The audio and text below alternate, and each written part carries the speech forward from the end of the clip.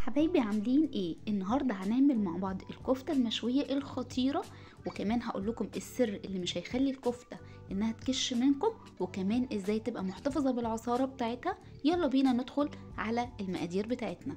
معانا هنا كيلو من اللحمه المفرومه، مع ربع كيلو من اللي هي الضاني او الدوج مفرومين مع بعض. طبعا هتخلي الجزار يفرمهم لك مع بعض.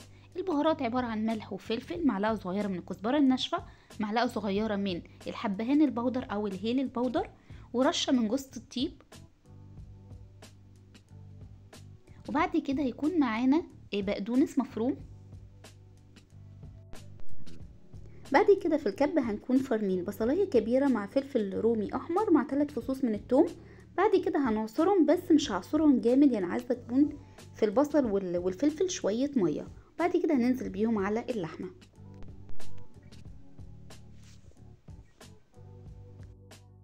بعد كده طبعا الميه اللي هتنزل من البصل طبعا مش هنكبها ولا نرميها، لان دي اللي هنبدا نصبع بيها.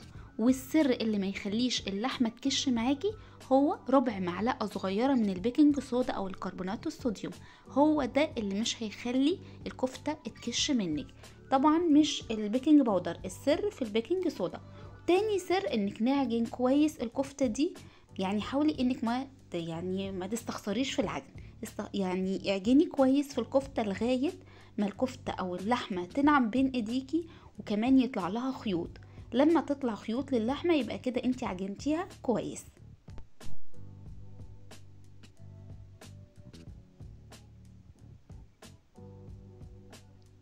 بصوا بقى بعد ما عجنتها اوريكم هنا بيطلع لها خيوط ازاي اللحمه. وبعد كده هنسيبها ترتاح لمده ساعه في التلاجة. ودي الميه اللي نزلت من البصل والفلفل دي اللي هنصبع بيها. باخد قطعه كده من اللحمه، ببدأ أشكلها بين ايديا كده كورة. وبعد كده نجيب السيخ وندخله في نص اللحمة او في نص كورة اللحمة اللي عملناها. وبعد كده هبل ايدي من مية البصل. وبعد كده نبدأ اوزع اللحمة على السيخ من تحت لفوق كده، من تحت ابدأ اطلع باللحمة لفوق. وبعد كده نبدأ نشكل، ممكن تسيبيها بالشكل ده او بعد كده نبدأ بصوابعنا ندي الشكل اللي بنشوفه بره يعني.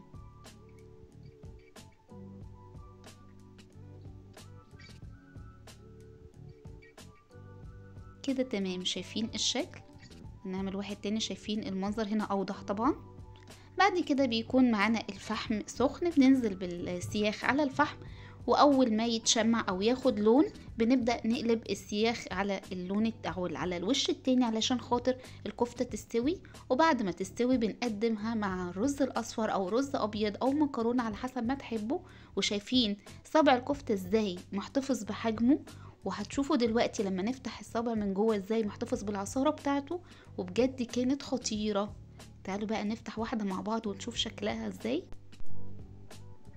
شايفين ازاي محتفظة بالعصارة بتاعتها وطرية جدا؟